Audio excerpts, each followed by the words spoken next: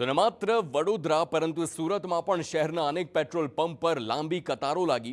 Petrol ડીઝલની અછતની અફવાને પગલે લોકોએ લાઈનો લગાવી. પેટ્રોલ ડીઝલ ખૂટશે તેવી આશંકાથી વાહન ચાલકોની દોડધામ.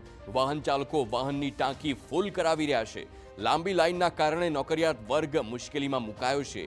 અફવા પર ધ્યાન ન આપવા તંત્ર તરફથી અપીલ, તેમ છતાં લોકોમાં અફરાતફરી જોવા મળી રહી છે.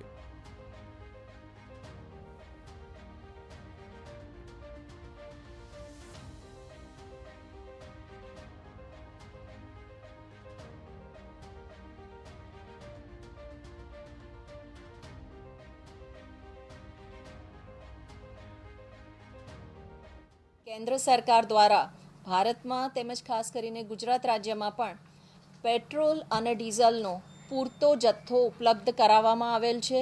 પૂરતો બફર સ્ટોક પણ ઉપલબ્ધ કરાવવામાં આવેલ છે.